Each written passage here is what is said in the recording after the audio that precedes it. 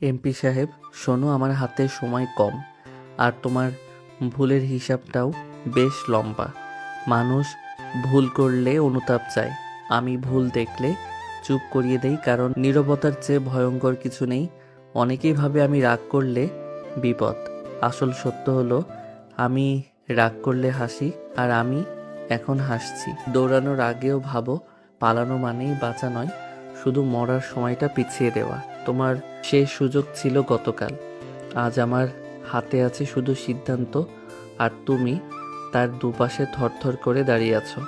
একটা কথা মনে রাখো, আমি কাউকে শত্রু বানাই না, শত্রুরা নিজেই এসে আমার দরজায় ভুল করে কড়া নাড়ে। এখন প্রশ্ন একটা, তুমি কি ভুল দরজা বেছে ফেলেছো? ভুল তো করেছো তুমি আমার চাচার সাথে ঝামেলা করে। তোমাকে এখানে মারবো, কোনো পুলিশ তোমার কাছে আসে না, তোমাকে জাস্ট নমুনা দেখিয়ে গেলাম। এরপর আসবো সেদিন তোমাকে কেউ বাঁচাতে পারে না। কথাটা বলে রেহান আর দাঁড়ায় না, সে চলে আসে সেখান থেকে।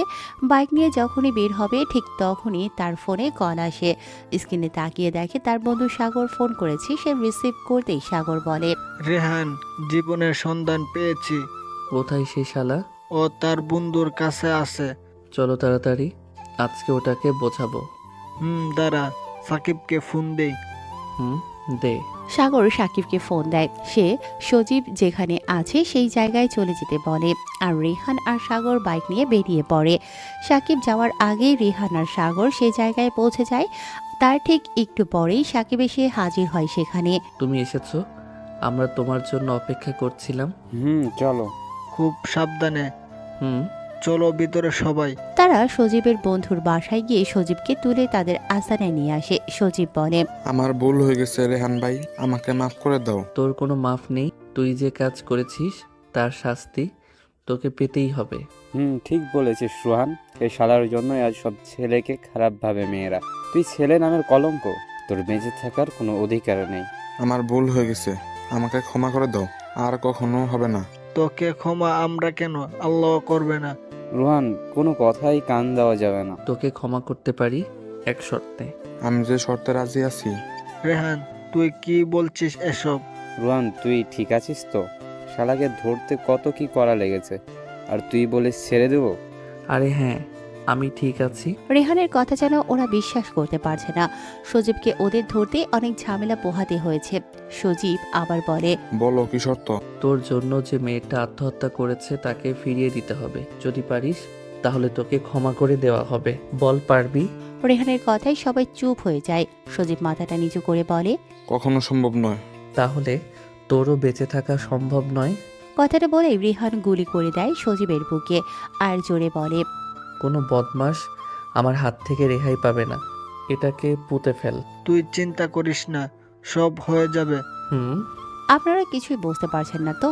তাহলে অল্প একটু বলি, আর বাকিটুকু আস্তে আস্তে জানতে পারবেন। রেহান হলো একটা মাফিয়া, তবে সে কারো ক্ষতি করে না। তার ক্ষতি করে সে সমাজে কুকর্ম করে, মেয়েদেরকে ডিস্টার্ব করে, নানা খারাপ কাজ করে।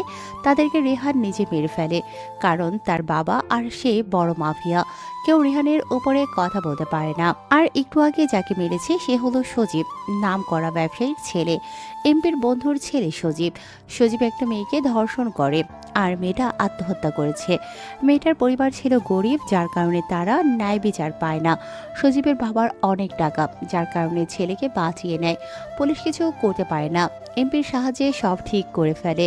রেহানের চিন্তা একটাই যে খারাপ কাজ করে, আর যদি সে শাস্তি না পায় তাহলে রেহান তাকে শাস্তি দেয় সরাসরি মৃত্যু। রেহান কাউকে পরোয়া করে না, সে বেপরোয়া। আর সাকিব, সাগর, রেহান ছোট থেকেই একসাথে বড় হয়েছে, একই স্কুলে পড়ালেখা করেছে, খেলাধুলা করে বড় হয়েছে। 3 বন্ধু ওরা। লাশটা পুঁতে দিয়ে এসেছি। হুম, ভালো, চল কিছু খেয়ে নেই। হুম আজ মনটা একটু হালকা লাগছে রে। এখনো তো অনেক কাজ বাকি আছে। সব কাজ তো আর একদিনে করা যায় না। হ্যাঁ জানি, আর এর জন্য অনেক সময় প্রয়োজন। চল, খিদে লাগছে। হ্যাঁ চলো। সবাই রাতের খাবার খেয়ে যে যার বাসায় চলে যায়, আর পরবর্তী টার্গেট ঠিক করে যায়। সকালে তারা 3 জন একসাথে বসে গল্প করছে, আর তাদের পাশ দিয়ে 2টো মেয়ে যাচ্ছে, তবে হিজাব পরা। একটা মেয়ের দিকে রেহানের চোখ আটকে যায়। রেহান কোনোভাবেই চোখ ফেরাতে পারে না। এর আগেও মেয়ে দেখেছে, কিন্তু কখনো এরকম হয় না। রেহানের যেরকমটা হচ্ছে এই মেয়েটাকে দেখার পর। রেহান এক পলকে তাকিয়ে থাকে মেয়েটার দিকে। মেয়েটা যখন চোখের আড়াল হয়ে যায় তারপরেও সেদিকে তাকিয়ে থাকে রিহান। রেহানের এই অবস্থা দেখে সাকিব বলে, রোহান, তোর দেওয়া কথা ভুলে যাচ্ছিস নাকি? এসব আমাদের জন্য নয়। তা অবশ্য ঠিক, কিন্তু কি করব বলো? প্রথম দেখাতেই মেয়েটার মায়ায় পড়ে গেলাম। দেখ রেহান, মেয়েটা কোনোদিন মেনে নেবে না তোকে। সে যাই হোক, চল আমাদের কাজে লেগে যাই। হুম।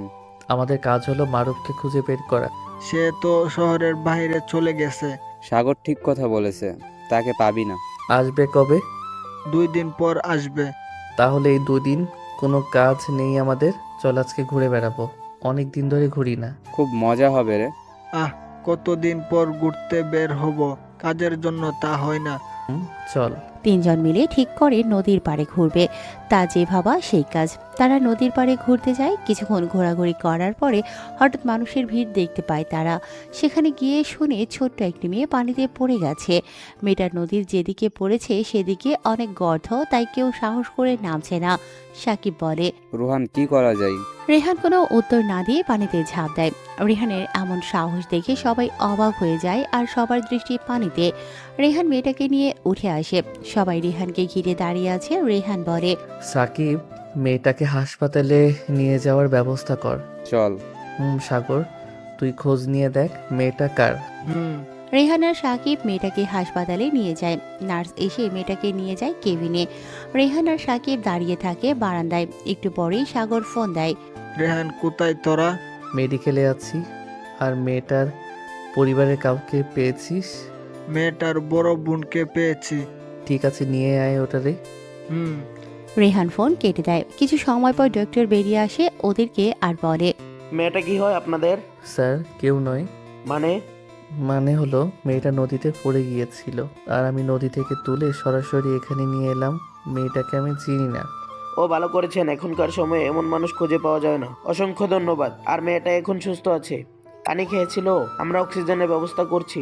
বিল পে করে দিন। ধন্যবাদ আপনাকেও। মেয়েটাকে দেখতে পারেন এখন। রেহান আর সাকিব কেবিনের ভেতরে আসে। এসে দেখে মেয়েটা মাহি কান্না করছে। মেয়েটার নাম মাহি, পিচ্ছে একটা মেয়ে। রেহান তার কান্না করা দেখে বলে, ভয় করছে? ভয় নেই। ভয় নেই, আমরা আছি। তোমার নাম কি? মাহি। তুমি ওখানে কেন গিয়েছিলে? মানে নদীর পাড়ে কি করছিলা?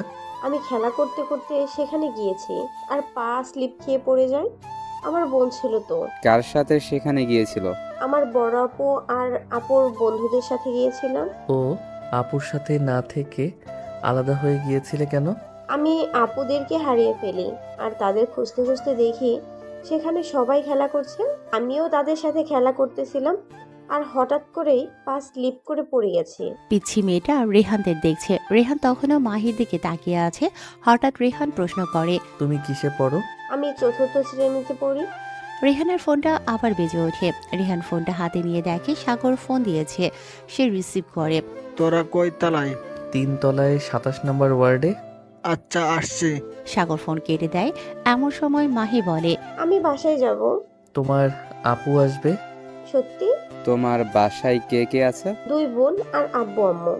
আচ্ছা ভাইয়া, তোমার নামটা তো বললে না? আমার নাম সাকিব, আর ওর নাম রোহান। এটুকু বলতেই সাগর চলে আসে সেখানে। সাগরের সাথে আরো কয়েকজন এসেছে। সবাই সেদিকে তাকালো। সাগরের একদম কাছে একটা মেয়ে দাঁড়িয়ে। মেয়েটাকে দেখে রেহান অবাক, কারণ রেহান আজকে সকালে যে মেয়েটাকে দেখেছে সে আর কেউ নয়, আজ সকালে যে মেয়েটার ওপর রেহান ক্রাশ খেয়েছে সেই মেয়েটা এটা। রেহান মেয়েটার দিকে তাকিয়ে আছে। মেয়েটা কান্নাজড়িত কণ্ঠে বলে, বোন, তুই ঠিক আছিস? আর তুই আমাদেরকে ছেড়ে গিয়েছিলি কেন? আপু, আমি ঠিক আছি। কথাটা বলেই দুজনে কাঁদতে থাকে। মেয়েদের এমন কান্না দেখে রেহানের খুব হাসি পায়। এতগুলো মানুষের সামনে বেরি মানুষেরা বেশি কান্না করতে পারে। মাহি রেহানকে দেখিয়ে মাহি বলে, এই ভাইয়া যদি না থাকতো তাহলে আমি আর বেঁচে থাকতাম না। উনি আমাকে পানি থেকে তুলে এখানে এনেছে। এমন কথা বলিস না রে। মেয়েটা মাহির কপালে চুমু দিয়ে রেহানের দিকে তাকায়। রেহান তখনও তাকিয়ে আছে সেদিকে। মেয়েটা বলে, আপনাকে যে কিভাবে ধন্যবাদ দিব সেই ভাষাটা আমার জানা নেই। না, ঠিক আছে, ধন্যবাদ দিতে হবে না। বাচ্চার সাথে এনে শুধু সাবধানে রাখবেন। আপনার নাম কি? আমার নাম রেহান। ও, আমার নাম নীলা। ও। আপনার শরীর তো এখনো ভেজা, আপনি অসুস্থ হয়ে যাবেন তো। ও তাই তো, আসলে আমার শরীর যে ভেজা সেদিকে আমার কোনো খেয়াল নেই। এমন বেখেয়ালের জন্য অসুস্থ হয়ে যাবেন না। নিজের প্রতি খেয়াল রাখবেন। ঠিক আছে, আচ্ছা আপনারা থাকেন, আমাদের একটু কাজ আছে। সব ঠিক করা আছে, তাকে নিয়ে যেতে পারেন। আচ্ছা, কিন্তু কি কাজ শোনা যাবে? না, কাজটা ব্যক্তিগত। ও, সাগর, সাকিব, চল বাসায় যাব। আর মিস নীলা, মাহির খেয়াল রাখবেন, একা একা কোথাও যেতে দেবেন না। হুম। চলি। কথাটা বলেই রেহান বেরিয়ে আসে সেখান থেকে, সাথে সাকিব সাগরও চলে আসে। নীলা রেহানের দিকে তাকিয়ে থাকে। যতক্ষণ রেহানকে দেখা যায়, রেহান পেছনের দিকে না তাকিয়ে চলে আসে সেখান থেকে সোজা বাসায়। রেহান বাসায় এসে ফ্রেশ হয়ে নেয়, রাতের খাবার খেয়ে মারুফের বিরুদ্ধে সমস্ত কিছু দেখতে থাকে। এ কি পশু নাকি? তাই যদি না হতো তাহলে এতগুলো ধর্ষণ করতে পারে? এই পশুর মৃত্যু হবে অনেক অনেক ভয়ঙ্কর। এটাকে এমন শাস্তি দিয়ে মারা দরকার যা অন্য সবাই ভয় পায়। ঠিক বলেছিস। হুম। মারুফকে নিয়ে পরিকল্পনা করতে করতে দুদিন কেটে যায়। আজকে মারুফ আসছে ঢাকাতে। রেহান তাদের পরিকল্পনা অনুযায়ী কাজে লেগে যায়। মারুফ কেমন করে জানে রেহানের এসব বুঝে যায়, আর সেখান থেকে মারুফ পালাতে চেয়েছিল, কিন্তু পারে না। তার আগেই সাগরের কাছে বন্দী হয়। মারুফকে নিয়ে আসা হয় তাদের আস্তানায়। রেহান বলে, তোর সময়টা খুব খারাপ যাচ্ছে রে মারুফ। রেহান, আমাকে ছেড়ে দাও প্লিজ। আমি আর কখনো মেয়েদের দিকে চোখ তুলে তাকিয়ে দেখব না। সেই সুযোগ তো অনেক আগে হারিয়ে ফেলেছিস। প্লিজ এমন করো না। যখন এক একটা মেয়েকে ভোগ করতি তখন মনে ছিল না? তোকে এমনভাবে মারবো যাতে অন্য কেউ কোনো মেয়ের দিকে তাকাতেও যেন ভয় পায়।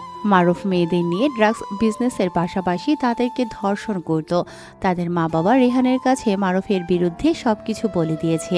সবাই এই কথা বলার সাথে সাথেই সাগর মরিচের গুঁড়ো মারুফের চোখে ছিটিয়ে দেয়, আর মারুফ চিৎকার শুরু করে দেয়। আমাকে ছেড়ে দাও প্লিজ। আমি আর কখনো এসব করব না। যখন মেয়েকে ভোগ করতি তখন তারাও এভাবে তোর কাছ থেকে বাঁচার জন্য বলতো, কিন্তু তুই তো তাদের ছেড়ে দিসনি। তাই আজ আমি ছাড়ি কি করে বলতো? সাকিব সুই নিয়ে মারুফের শরীরে গোতা দিতে থাকে, আর সাগর সেখানে লবণ ছিটিয়ে দিতে থাকে। মারুফ এসব যন্ত্রণা সহ্য করতে না পেরে অজ্ঞান হয়ে যায়। তা দেখে রেহান বলে, থাম থাম, ওটা অজ্ঞান হয়ে গেছে, পানি নিয়ে আয়। সাকিব পানি নিয়ে এসে মারুফের মুখে পানি ছিটিয়ে দেয়। পানি ছিটানোয় কিছুটা পরই মারুফের জ্ঞান ফিরে আর বলে, ভাই, তোমাদের পায়ে ধরি, আমাকে মাফ করে দাও। আমার জীবন থাকতে কখনো এমন কাজ করব না। তোর কথা শুনে খুব হাসি পাচ্ছে। কথাটা বলেই রেহান সেখান থেকে চলে আসে। সাকিব আর সাগর মারুফকে এমনভাবে মেরেছে যে মারুফের লাশ দেখলেও একজন মানুষ অজ্ঞান হয়ে যাবে। মারুফের এমন মৃত্যুতে সব ক্রিমিনাল ভয় পেয়ে যায়। এখন শুধু আর একজন আছে, আর সে হলো আকাশ। তারা আকাশের ব্যাপারে সকল তথ্য খুঁজতে থাকে। অনেক কষ্ট করে আকাশের সমস্ত ডিটেলস পায়। রেহান বলে, কালকে আকাশকে খুঁজতে বের হব। হুম। সকালবেলা তারা আকাশকে খুঁজতে বের হয়। সাকিব বলে, রোহান, ওই যে আকাশ। আকাশ তাদের দেখে দৌড় দেয়, পেছনে তারাও দৌড় দেয়। আকাশ দৌড়াতে দৌড়াতে একটা গলিতে চলে আসে। কেউ খুঁজে পাচ্ছে না, তাই তিনজন তিন গলিতে ঢুকে যায়। অনেক খোঁজাখুঁজির পরে আকাশকে পায়। আকাশ আবার দৌড় দেয়, কিন্তু এবার আর পালাতে পারে না। তিনজন তিন দিকে দৌড় দাঁড়িয়ে যাওয়ায় মাঝখানে পড়ে যায়। আকাশকে নিয়ে যাওয়ার সময় নীলা তাদের দেখে নেয়। নীলা রেহানদেরকে এই অবস্থায় দেখায় যেন আকাশ থেকে পড়ে। তার মনে হচ্ছে সে কোনো স্বপ্ন দেখছিল, কিছুক্ষণ পরে হয়তো তা কেটে যাবে, কিন্তু না, নীলা যা দেখছে সব সত্যি। এদিকে রেহানও নীলাকে দেখে নেয়। দুজন দুজনের দিকে তাকিয়ে আছে। নীলা ভাবছে যে ছেলেটাকে ভালো মানুষ ভেবেছে, আজ সে কিনা একজন ক্রিমিনাল বকাটে। রেহান আর না তাকিয়ে চোখ ফিরিয়ে নেয়। আকাশকে নিয়ে তাদের আস্তানায় নিয়ে আসে, আর মারুফকে যেভাবে মেরেছে তার চেয়ে বেশি ভয়ঙ্করভাবে আকাশকে মারে। আকাশ ছিল মারুফদের বস। আজ তারা কোনো এক সাজা থেকে মুক্তি পায়। তাদের মন আজ অনেক হালকা লাগছে, কারণ যারা মেয়েদের প্রতিনিয়ত ইভটিজিং করত, ধর্ষণ করত, তাদেরকে শেষ করতে পেরেছে। তবে এই তিনজন যে এইসব করত তা নয়। এই তিনজন অনেক প্রভাবশালী হওয়ায় ন্যায় বিচার হতো না। টাকা দিয়ে সব কিছুই মাটি চাপা দিয়ে দিত। তাই তো রেহান এদের শেষ করে দেয়। এদের শেষ করে দেওয়ার পেছনে অনেক কারণ আছে। আজ থেকে তারা টেনশন মুক্ত। সাকিব বলে, যাক, অবশেষে আমরা পেয়েছি। ঠিক বলেছিস। চলো। কোথায়? আবার নতুন করে জীবনটা সাজাবো। খুব ভয় করে যদি আবার গোছানো জীবনটা অগোছালো হয়ে যায়। ইচ্ছা থাকলে উপায় হয়, যার প্রমাণ একটু আগে হলো। ঠিক বলেছিস। তা আমরা নতুন করে কি শুরু করব? লেখাপড়া শুরু করব। কি? হুম। তুই যা ভালো বুঝিস। তারপরে তারা ভার্সিটিতে ভর্তি হয়। লেখাপড়া কন্টিনিউ করে। আজ কলেজের প্রথম দিন। তারা তিনজন মিলে কলেজ যায়। কলেজে যেয়ে দেখে কিছু ছেলে মেয়েদেরকে টর্চার করছে, বাজে টিজ করছে। তা দেখে রিহান সেখানে যেতে চাইলে সাগর তাকে বাধা দেয় আর বলে, আর 2 দিন যাক, আর আমরা তো পড়াশোনার জন্য এসেছি। তাই বলে তাদের এইভাবে ছেড়ে দেওয়া যায় না তো। চলো তো দেখি। তিনজন সেখানে গিয়ে ভদ্রভাবেই বলে। কি হচ্ছে? তাদের এভাবে টর্চার করছো কেন? পাশ থেকে একটা ছেলে বলল, এই তুই কে রে? কেউ না, দয়া করে তোমাদের নাম বলবে। আমি হলাম রাজু, ও হলো শান্ত, আর ও রিজন। তা মেয়েদেরকে ডিস্টার্ব করছো কেন? এই দুটো আমার আর শান্তর। রিজনেরটা আজ আসেনি। আমরা যা ইচ্ছে করব। রিহান মেয়ে দুটোর দিকে তাকিয়ে দেখলেও মাথা নিচু করে কান্না করছে। রেহানের রাগে মুখ লাল হয়ে গেছে। ইচ্ছে করছে এখনই শেষ করে দিতে, কিন্তু না, কিছু করে না সে। দেখো মেয়েরা কান্না করছে, তাদের ছেড়ে দাও। তুই কে রে? সে যাই হোক, আজ আমার বাবুটা আসেনি, তাই তাদেরকে ছেড়ে দে। ঠিক আছে। এরা মেয়েদের ছেড়ে দেয় আর শান্ত বলে, তোকে দেখে নেব। রেহান কিছু না বলেই চলে আসে ক্লাসে। আজকের মতো সবগুলো ক্লাস করে চলে আসে বাসায়। সাগর বলে, এদেরকে দেখে নেব। মাথা গরম করিস না, দেখ আগে কি হয়। দেখলি তো মেয়েগুলোকে কেমন উত্তেজিত করছে। করতে দাও, একদিন ঠিক ওষুধ লাগিয়ে দেব। কিন্তু কোনো কিন্তু নেই। পরের দিন কলেজে এসে যা দেখে তার জন্য মোটেও প্রস্তুত ছিল না ওরা। আজকেও সেই 2 মেয়ে আর একজনকে নতুন করে একজন, এই 3 জনকে ডিস্টার্ব করছে তারা। আজকে তৃতীয় মেয়েটা আর কেউ নয়, সে হলো নীলা। নীলাকে দেখে রেহান সেখানে যায়। রেহানকে দেখে রাজু বলে, কি চাই এখানে? এদেরকে ছেড়ে দাও। রেহানের কথা শুনে নীলা পেছনের দিকে তাকিয়ে অবাক না হয়ে পারল না। নীলা রেহানের দিকে অবাক হয়ে তাকিয়ে আছে। রেহানকে বলল, তুই বললেই ছেড়ে দেব? তুই কে রে যে তোর কথায় ছেড়ে দেব? ছাড়বো না। দেখ তোর সামনে মেয়েটাকে কি করি। রাজু যেই নীলার শরীরে হাত দেবে অমনি রেহান এমন জোরে ঘুষি দেয় রাজু মাটিতে পড়ে যায়। রেহানের এই কাজ দেখে সেখানে উপস্থিত সবাই অবাক হয়ে যায়, কারণ যাদের সামনে উঁচু গলায় কথা বলা যায় না আর তাদের গায়ে হাত তুলছে। সাকিব আর সাগর রেহানের কাছে চলে আসে, আর রাজু শান্ত রেহানকে মারার জন্য আসতে যায়। সাকিব আর সাগর তাদের মার খেয়ে রাজু চলে যায় আর বলে, তোদেরকে দেখে নেব। যা, তুই কি করবি তা জানা আছে। তোর মাথা সব সময় গরম হয়ে থাকে। কি করব বল? তুই তো জানিস আমি অন্যায় সহ্য করতে পারি না। বাদ দে, চল ক্লাসে যাই। চল। নীলা এখনো রিহানের দিকে অবাক হয়ে তাকিয়ে আছে। নীলার পাশে থাকা তার বান্ধবী বলে, নীলা, জানিস ছেলেটা গতকালও আমাদেরকে বাঁচিয়েছে। কি? নীলার কিছু না বলে ক্লাসে চলে আসে। ক্লাস শেষ করে বাইরে এসে নীলাকে বলল, ওরা কতদিন ধরে ডিস্টার্ব করে? মানে? উত্তর দাও। নীলা ভয় পেয়ে যায়। নীলা ভয়ে কান্না করে দেয়। এই মেয়ে চুপ, কান্না করবে না, একদম চুপ। নীলা কান্না বন্ধ করে দেয়। কতদিন ধরে ডিস্টার্ব করছে ছেলেগুলো? আজ মাসখানিক হয়েছে। কিছু বলো না কেন? বলেও লাভ হয় না। আচ্ছা ঠিক আছে, যাও। নীলা চলে যায়। রেহান সাকিবকে বলল, ছেলেগুলোর ব্যাপারে খোঁজ নিয়ে দেখো তো। সাকিব আর সাগর চলে যায়। রেহান বাসায় চলে আসে। 2-3 ঘন্টা পরে সাকিব আর সাগর আসে। কিছু পেলি? ছেলেগুলো ওখানকার স্থানীয়, আর সুন্দরী মেয়ে দেখলেই ডিস্টার্ব করে। আজ রাতের মিশন, ওদেরকে তুলে আনবো। রাতে নাইট ক্লাবে যায় ওরা। তুই চিনিস? রাজুরা যে ক্লাবে রাতে যায় সেখানে তারাও যায়। 3 জনই কাপড় দিয়ে মুখে ভালো করে ঢেকে নেয় যাতে চিনতে না পারে। ভেতরে এসে দেখে রাজু, শান্ত, রিজন ডান্স করছে। সেখানেই মার শুরু। সেখানেই সবাই ভয়ে ক্লাব থেকে পালিয়ে যায়। 3 জনকে ইচ্ছে মতো মারে। মারার পরে সাকিব বলে, কালকে নীলা নামের মেয়েটার কাছে ক্ষমা চেয়ে নিবি। আর শোন, এরপর থেকে কোনো মেয়ের দিকে চোখ তুলে তাকাবি তো ওদের চোখ তুলে নিব। শুধু নীলার কাছে ক্ষমা চাইলে হবে না, তার সাথে আরো 2টো মেয়ে ছিল আর একটা ছেলে ছিল, তাদের কাছে ক্ষমা চেয়ে নিবি। শুনেছিস? হ্যাঁ শুনেছি। এবারের মতো মাফ করে দাও ভাই। ঠিক আছে। রেহান কিছুই বলে না। যদি তার কণ্ঠ বুঝে যায় তাই কিছু বলে না। সেখান থেকে বাসায় চলে আসে। ফ্রেশ হয়ে শুয়ে পড়ে আজ কলেজে গিয়ে দেখে পরিবেশটা অনেকটা স্বাভাবিক। কলেজ গেটের সাথে শহীদ মিনার। রেহান সেখানে গিয়ে বসে। তার দুপাশে 2 জন বসে। একটু পরেই দেখে নীলা কলেজে আসে। তা দেখে রেহান নীলাকে ডাক দেয়। এই মিস নীলা। নীলা থমকে দাঁড়ায়। রেহান আবারও বলে, এদিকে এসো। নীলা রেহানের কাছে গিয়ে মাথা নিচু করে দাঁড়িয়ে আছে। তা দেখে রেহান হেসে দেয় আর বলে, সরি নীলা, কালকে একটু বেশি রেগে গিয়েছিলাম, তার জন্য তোমাকে ওইভাবে কথাগুলো বলেছি। নীলা কিছু না বলে মাথা নিচু করে দাঁড়িয়ে থাকে। আজকের পর থেকে আর কোনো ছেলে কলেজে কোনো মেয়েকে ডিস্টার্ব করবে না। বলেই রেহান সেখান থেকে ক্লাসে চলে আসে। নীলা সেখানেই দাঁড়িয়ে থাকে আর রেহানের দিকে তাকিয়ে থাকে। নীলা কিছুই বুঝতে পারছে না যে ছেলেটা কেমন, ভালো না খারাপ। এসব ভাবছে এমন সময় কেন যেন নীলার পা ধরে আছে। নীলা চমকে গিয়ে পায়ের দিকে তাকিয়ে দেখে সেই ছেলেগুলো, যে ছেলেগুলো গতকালকেও ডিস্টার্ব করেছে, সেই ছেলেগুলো আজ তার পা ধরে আছে। নীলা তাদের কাছ থেকে সরে যায়। আমাদের ক্ষমা করে দাও বড় ভাই হিসেবে। আজকের পর থেকে কোনো মেয়ের দিকে তাকাবো না, সবাইকে বোন হিসেবে দেখবো। নীলা চুপ করে দাঁড়িয়ে থাকে, কিছু বলে না। আপু প্লিজ কিছু তো বলো, হয় আমাদের ক্ষমা করে দাও, না হয় আমাদের শাস্তি দাও।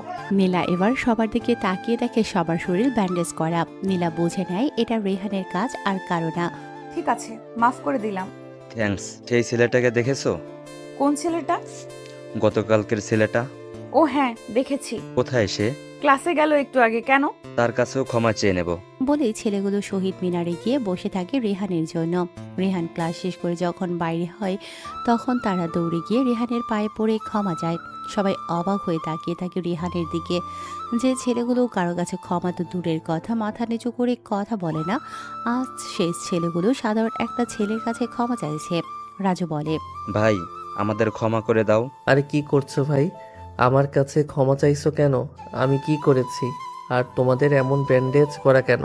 ভাই সেটা বড় কথা নয়, বড় কথা হলো আমাদের ক্ষমা করে দাও। ঠিক আছে, ক্ষমা করে দিলাম।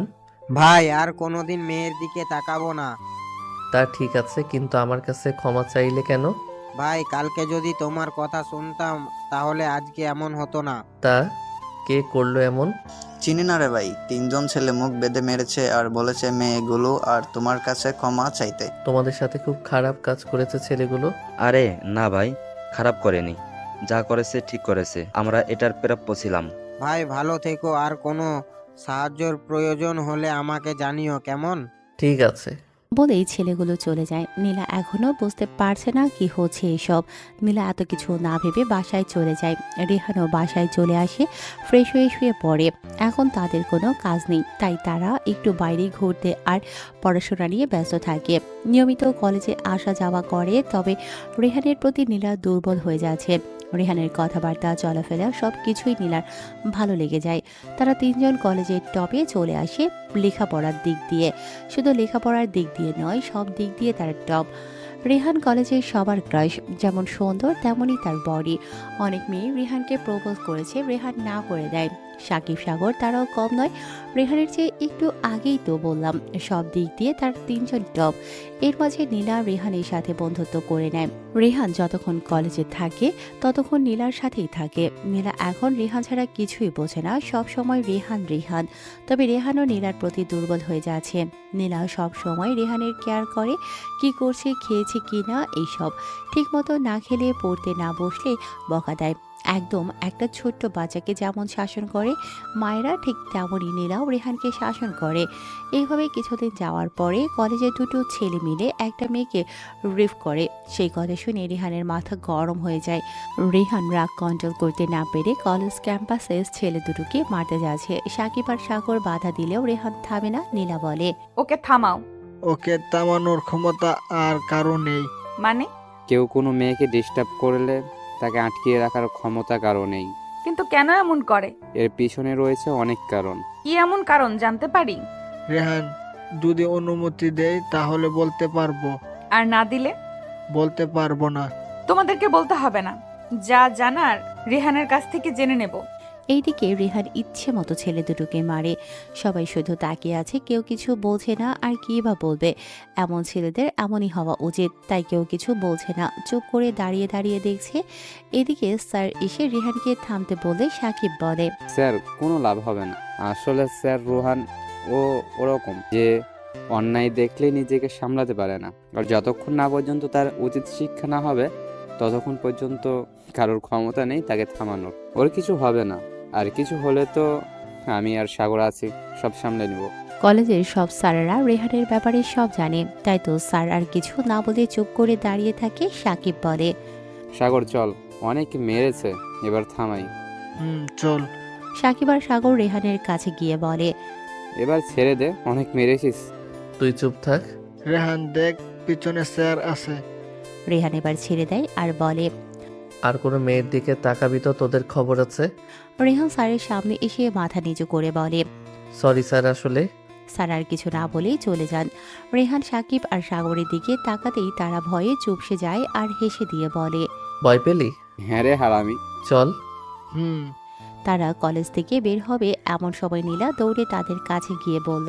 নীলা রেহানকে এসে বলল, আমাকে রেখে চলে যাচ্ছ? আমাদের একটা কাজ আছে। কি কাজ শুনি? ব্যক্তিগত কাজ। কি এমন কাজ যা বলা যায় না শুনি? দেখো নীলা, সব কাজে বাড়াবাড়ি করা ঠিক নয়। আমি যেটা বলছি সেটার উত্তর দাও। নীলা দেখো, সব কিছুতেই তুমি একটু বেশি বেশি করো। যতক্ষণ না পর্যন্ত বলবে ততক্ষণ পর্যন্ত আমি ছাড়ছি না। সব জানতে চাও তাই না? হুম। ঠিক আছে, আগে কাজটা করে আসি, তারপরে সব বলবো। মনে থাকবে তো? হুম। বলেই রেহান চলে গেলেন সেখান থেকে। সাগর বললেন, রেহান, কোথায় যাচ্ছি আমরা? শফিক স্যারের সাথে দেখা করতে। সত্যি? হুম। সাকিব আর কিছুই বললেন না, তারা সোজা থানায় চলে এলেন। শফিক হলেন থানার এমপি, আবার রোহানের আব্বুর বন্ধু। রোহানকে দেখেই শফিক বললেন, রেহান, কেমন আছো? জি স্যার, ভালো। আপনি? আমাকে স্যার বলো কেন? আমি তো তোমার আব্বুর মতো, তাছাড়া আমি তোমার আব্বুর বন্ধু। থানার ভেতরে স্যার আর বাইরে আঙ্কেল। আসলে কি জানো রেহান, জীবনে অনেক ছেলে দেখেছি কিন্তু তোমার মতো একটাও দেখিনি। তোমাকে পেয়ে আমি ধন্য। তুমি না থাকলে আমি এতগুলো কেস সমাধান করতে পারতাম না। সেই যাই হোক, তোমার কি অবস্থা? বেশি ভালো নয়। কেন? আসলে আব্বু আম্মু আর ছোট বোনের কথা খুব মনে পড়ছে। এই কথা বলে রেহান তার চোখের পানি মুছলেন। রেহানের চোখের পানি দেখে শফিক বললেন, রোহান, তোমার চোখে পানি শোভা পায় না। শফিক এতক্ষণ পরে দেখলেন যে সাকিব আর সাগর এসেছেন। তাদের দেখে বললেন, কি অবস্থা তোমাদের? জি ভালো, আপনি? ভালো। স্যার, আজ আসি? সে কি কিছু না খেয়ে চলে যাবে? না স্যার, আরেকদিন। এটা হয় না রোহান। ভালো লাগছে না? বলেই চলে এলেন বাসায়। সাকিব আর সাগর কিছু বলেন না, কারণ তারা জানেন রেহানের যখন তার আব্বু আম্মুর কথা মনে পড়ে সেদিন অনেক কান্না করে। রেহানের কান্না দেখে সাকিব আর সাগরও কান্না করে। রেহান কান্না করতে করতে ঘুমিয়ে পড়ল। সাকিব সাগরকে বলল, সাগর, রুহান যে কিছু খেলো না। কি করব বল, এখন তো তাকে ডাকা যাবে না। এক কাজ করলে কেমন হয়? কি কাজ? মিলাকে বলি। কি বলবি? বলবো রুহান না খেয়ে ঘুমিয়ে গেছে, তুমি তাকে ফোন দিয়ে বলো খেয়ে নিতে। কিন্তু নীলা কি ভাববে? আগে দেখি না। ঠিক আছে। সাকিব নীলাকে ফোন দিয়ে বলল, একটা কথা বলি, রাগ করবে না তো? না, করব না। আর রেহান কোথায়? আসলে রুহানের মনটা খারাপ, তাই না খেয়ে শুয়ে পড়েছে। আমরা কিছুই বলতে পারছি না, ভয় করছে। যদি তুমি একটু বলতে। কি? রেহান না খেয়ে ঘুমিয়ে পড়েছে? হুম। কেন, কি হয়েছে রেহানের? আসলে তার আব্বু আম্মুর কথা খুব মনে পড়ছে তো, তাই। আমাকে আগে বলনি কেন? যদি কিছু মনে করো তাই বলিনি। আচ্ছা ঠিক আছে, আমি রেহানকে ফোন দিচ্ছি। বলেই ফোন কেটে দিল। আর সাথে সাথে রেহানকে ফোন দিল। রেহান ফোন বেজে ওঠায় সাথে সাথে রেহানের ঘুম ভেঙে গেল আর ফোন হাতে নিয়ে দেখলো নীলা ফোন দিয়েছে। রেহান ফোনটা রেখে দিলেন, ধরলেন না। নীলা আবারও ফোন দিলেন। এবার কোনো উপায় না পেয়ে ফোন রিসিভ করলেন রেহান। ফোন রিসিভ করতেই নীলা বলল, কি ব্যাপার, ফোন ধরছো না কেন? ঘুমিয়ে গিয়েছিলাম। ও, খেয়েছো? না, কেন? এমনি ভালো লাগছে না। সেটা আমি বুঝি না, এখন খেয়ে নাও। হুম। খাওয়া দাওয়া করে ফোন দেবো, কেমন? হুম। বলেই ফোন কেটে দিলেন আর রেহান খেতে গেলেন। খেয়ে নীলাকে ফোন দিলেন। খেয়েছো? হুম। তুমি? আমিও। কি করছো? তোমার সাথে কথা বলছি। তুমি? তুমি? মাহি কোথায়? ঘুমিয়ে গেছে। ও। হুম। আর একটা কথা। হুম, বলো, শুনছি। কলেজের কথা মনে আছে? হুম, আছে তো। কলেজের জায়গায় আছে। আরে সেটা নয়। তাহলে কোনটা? আমাকে কি বলেছিলে? কি বলেছিলাম? আমি জানি তোমার কিছুই মনে থাকে না। কে বলল? আমি। আমার সব মনে আছে। কি মনে আছে শুনি? আজ কলেজে মারামারি করেছো। বুঝেছি, আর বলতে হবে না। এখন লক্ষ্মী ছেলের মতো ঘুমিয়ে পড়ো। আমি আবার লক্ষ্মী হলাম কবে? আমি লক্ষ্মী ছেলে নই, আমি একটা বখাটে। তুমি সব সময় 4 লাইন বেশি বোঝো কেন? আর কে তোমাকে বললো বখাটে? তুমি তো লক্ষ্মী ছেলে। সবাই বলে। কে কি বললো সেই দিকে কান দিও না। হুম। ঠিক আছে, ঘুমাও। হুম। বলে ফোন কেটে দিয়ে শুয়ে পড়ল। সকালবেলা ঘুম থেকে উঠে কলেজে গিয়ে দেখে নীলা চলে এসেছে। রেহান নীলার কাছে গিয়ে বলল, কখন এলে? মাত্র। তুমি? আমিও। চলো। কোথায়? আজ ক্লাস করব না। কেন? তোমার ব্যক্তিগত যা যা বিষয় আছে সব জানবো। এসব জেনে তুমি কি করবে? অনেক কিছুই। আমি একটা জিনিস বুঝতে পারছি না। কি? তুমি আমার সব কিছু নিয়ে তুমি বেশি বেশি করো। আমি করব না তো কে করবে? কেনই বা তুমি করবে? কারণ তোমার সবকিছুই আমার। মানে? কিছু না। আমার অতীত জেনে মনে হয় না আমার সাথে তুমি কথা বলবে। দূর, তুমি সব সময় বেশি বোঝো। চলো তো। কোথায়? আমি যেখানেই যাই সেখানে। রেহান আর কিছু না বলে নীলার পিছু পিছু যাচ্ছে। তারা দুজন একটা পার্কে গিয়ে বসে। এখানে কেন? বসো তো। কি হলো, এত দূরে কেন? কি? আরো কাছে এসে বসো। না, আমি এখানেই ঠিক আছি। ওকে। নীলা রেহানের কাছে গিয়ে বসলো আর বলল, নাও শুরু করো। রেহান বলতে শুরু করে, 4 সদস্য নিয়ে আমাদের সুখী পরিবার। আব্বু ব্যবসা করেন, আম্মু বাসায় থাকেন, আর আমাদের নয়নের মণি হলো নীলিমা, মানে আমার বড় বোন। আপু আমাকে অনেক ভালোবাসেন, আমিও ভালোবাসি। আমাদের এমন ভালোবাসা দেখে আম্মু বলতো, তোদের ভালোবাসা দেখে আমার নিজের হিংসে হয়। আমাদের ভালোবাসায় নজর দেবে না। ঠিক আছে। নীলিমা আপু কলেজ থেকে ফেরার সময় আমার জন্য চকলেট নিয়ে আসেন প্রতিদিন। তবে আপু আমার থেকে বেশি বড় নন, মাত্র 2 বছরের বড়। তারপরেও আমি তুই করে বলি আর আপু তুমি করে বলেন। এর জন্য আব্বু আম্মুর অনেক বকা শুনি। আব্বু প্রায় বলতো, রেহান, তোর থেকে কিন্তু নীলিমা বড়। আব্বু, তুমি রেহানকে বকা দেবে না। ওর বোঝার মতো এখনো বয়স হয়নি। তুমি ওকে কিছু না বলতে বলতে এমন হয়েছে, বড়দের সম্মান করে না। কে বললো সম্মান করে না? যদি সম্মান না করতো তাহলে কখনো শুনেছো যে রেহান কারোর সাথে বাজে ব্যবহার করেছে? আমি সেটা বলিনি, বলছি তোমাকে তুই করে বলে। ও তো আমাকে নাম ধরে ডাকেনি। আর তুমি তো জানো যে সবচেয়ে আদরের ডাক হচ্ছে তুই। তাই তো রেহান আমাকে তুই করেই বলে। তোমার সাথে পারলাম না, আর তোমাদের সম্পর্কে কিছুই বলবো না। আপু আমাকে এতটাই ভালোবাসতো যে আমাকে ছাড়া কিছুই বুঝতো না। আপুর হাতে যেদিন খেতে না পারি সেদিন আর খাই না। আর আপুও আমাকে এক নজর না দেখলে কেমন অস্থির হয়ে যেত। আপু যেই কলেজে পড়তো আমিও সেইখানেই পড়তাম। দুজন একসাথে যেতাম, আবার একসাথেই বাসায় ফিরতাম। হঠাৎ একদিন আমি অসুস্থ হয়ে যাই। আপু 1 সেকেন্ডের জন্য আমার কাছ থেকে দূরে যাননি, সব সময় আমার পাশে থেকেছিল। আপু এতটাই খেয়াল রাখতো যে একজন মাও রাখে না। আপু যখন ইন্টার ফাইনাল পরীক্ষা দেবে তখন আমি অনেক টেনশন করতাম, যেন পরীক্ষাটা আপুর না আমার ছিল। আমার এই অবস্থা দেখে আপু হাসতো, তখন আমি রেগে যেতাম। দেখতে দেখতে আপুর পরীক্ষা চলে এলো। আমি নামাজ পড়তাম, আর নামাজ শেষে মোনাজাতে আপুর পরীক্ষা যেন ভালো হয় তার জন্য বলতাম আর কান্না করতাম। আল্লাহ আমার কথা শুনেছে। আপু অনেক ভালো পরীক্ষা দিয়েছিল আর ভার্সিটিতে ভর্তির কোচিং শুরু করে দেয়। আমারও এসএসসি পরীক্ষা চলে এলো। এরই মাঝে আপুর রেজাল্ট বেরিয়েছে। আপু কলেজে সবার চেয়ে বেশি মার্কস পেয়েছে। সেদিন আমি অনেক খুশি হয়েছি। আমার চেয়ে খুশি আর কেউ হয় না। আমার কথা চিন্তা করে দূরের ভার্সিটিতে ভর্তি হয়নি। আমি বলেছি, আব্বু বলেছে আপুর কথা একটাই, আমাকে রেখে দূরে যাবেন না। তখন আমার খুব খারাপ লাগছিল। আপু আমার জন্য তার সব কিছুই বাদ দিয়ে দিচ্ছে। আপু প্রতিদিন আমাকে নিয়ে পড়তে বসতো আর বলতো, দেখো, তোমার পরীক্ষার বেশি দিন নেই, ভালো করে পড়ো। আপু চিন্তা করিস না তো। না করলেও তো পারি না।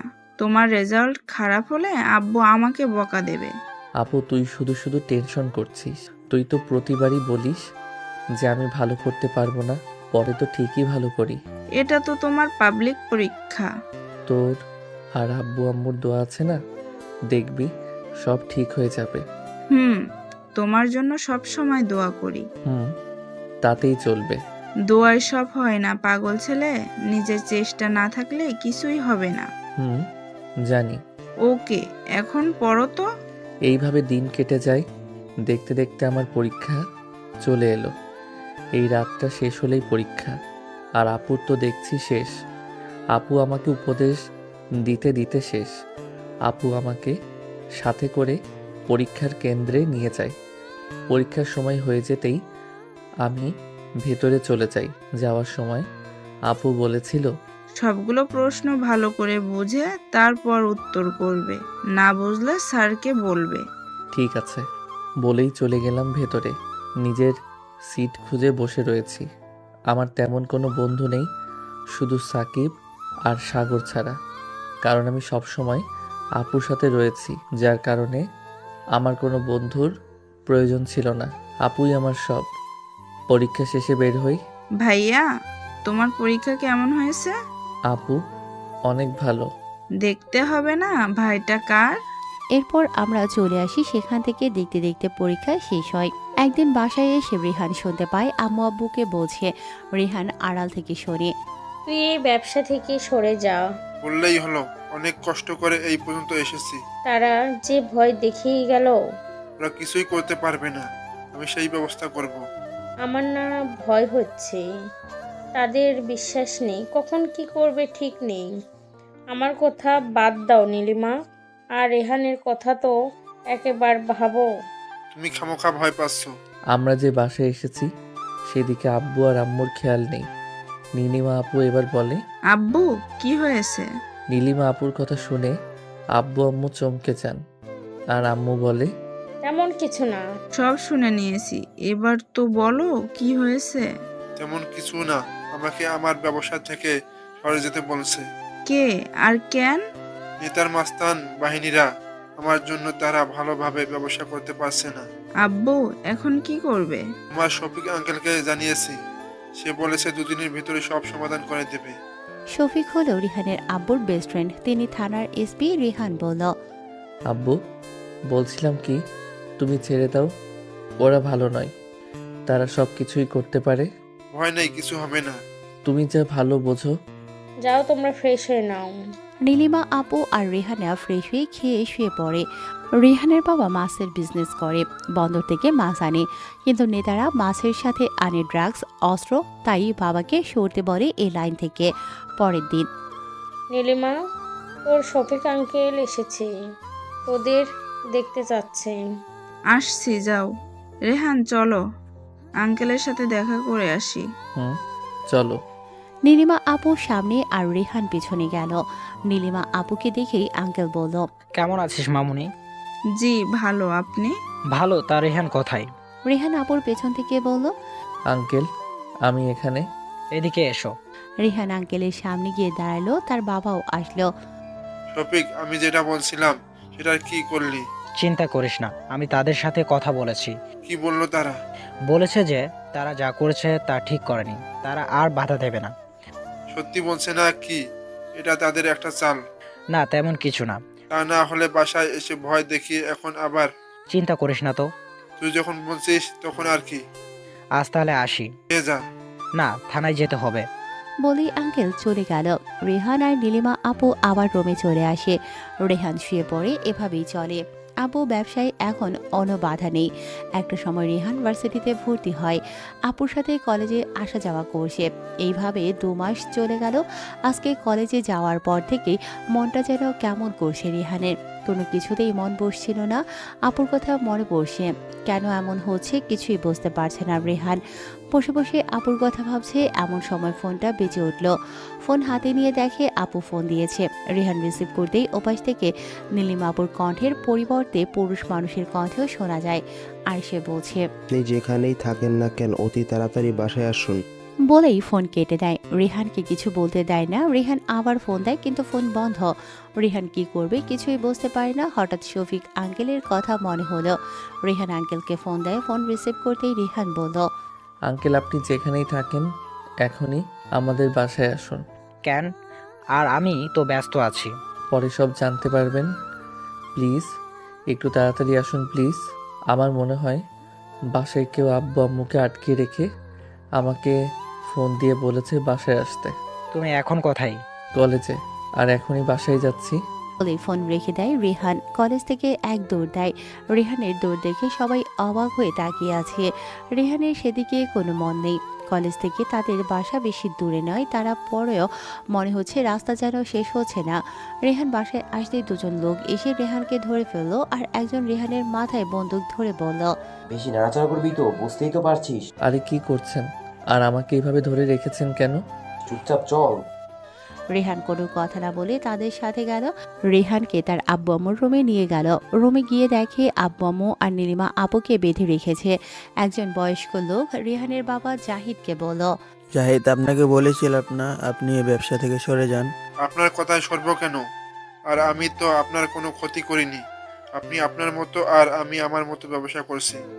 আপনার জন্য আমার ব্যবসা তো ভালো করে চলছে না। আমি কি আপনার কোনো কাজে বাধা দিয়েছি? এত কিছু বুঝি না। আপনি ব্যবসা থেকে সরে যাবেন, না হলে আপনাকে ওই পৃথিবী থেকে সরিয়ে দিব। তা সরব না। বলে আবুকে গুলি করে দিল। একটু পরে আমুকেও গুলি করে দিল। বাকি রইল রেহান আর নীলিমা আপু। সেই লোকটার পাশ থেকে অন্য একটা লোক বলল, ঠিক বলেছিস। রেহানকে যে দুজন ধরে রেখেছিল আর একজন রেহানের মাথায় বন্দুক ধরে আছে, সেখান থেকে একজন এসে রেহানকে মারা শুরু করে দিল। এমনভাবে মারছে যেন রেহান একটি বিষাক্ত সাপ। রেহান কিছুই বলতে পারে না, শুধু একটুকুই বলেছিল, আমার আপুর কোনো ক্ষতি করবেন না। আপনাদের যা লাগে নিয়ে যান, তারপরেও আমার আপুকে ছেড়ে দিন। এদিকে নীলিমা আপু বলে, প্লিজ আমার ভাইকে ছেড়ে দিন। কি করে শাড়িও বেচে থাকে, এক সময় দেখে গেছে আমাকে মেরে ফেলবে। রেহান আর কিছুই শুনতে পারছে না, কেমন যেন অন্ধকার দেখছে। এরই মাঝে আবারও রেহানের পিঠে আরেক বাড়ি দিল। তারপরে রেহানের আর কিছু মনে নেই। আর রেহানের যখন জ্ঞান ফিরে তখন রেহান নিজেকে হাসপাতালে আবিষ্কার করে। রেহান একটু নড়তে চাইল কিন্তু পাইল না। সারা শরীর কেমন ব্যথা অনুভব করছে।